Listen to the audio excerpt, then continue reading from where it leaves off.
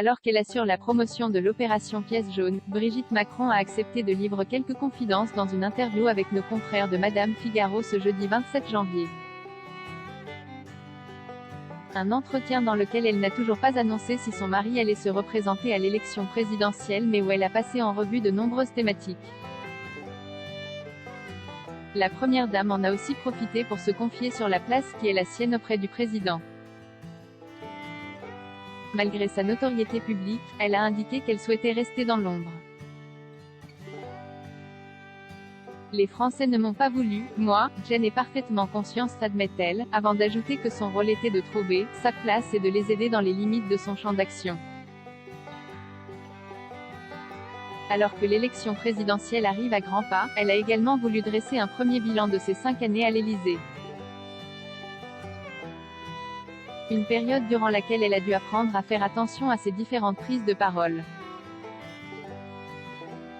Je me suis découverte ici plus patiente que je ne le pensais. J'ai appris à ne pas parler ouvertement à n'importe qui, n'importe où et n'importe quand, ce qui est pour moi un effort colossal car je parle facilement, explique Brigitte Macron. Un protocole extrêmement rigoureux qui a parfois donné lieu à certaines tensions, notamment avec le service chargé de la protéger. Brigitte Macron a posé certaines conditions avec le service d'ordre. J'ai également appris à vivre avec une sécurité.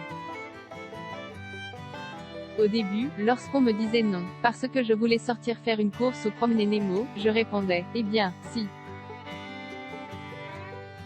Nous avons négocié, trouvé le modus vivendi. Je comprends leur charge, leur responsabilité aussi, poursuit l'épouse d'Emmanuel Macron, même si elle ne cache pas avoir usé de sa position pour préserver son intimité dès que cela était possible, il faut être intransigeant.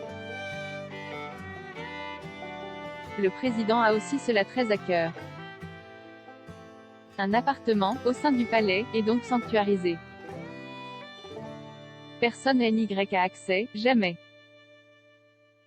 Nous nous y retrouvons, seuls, au petit déjeuner et parfois au dîner, lorsque nous n'avons aucun événement officiel à l'agenda.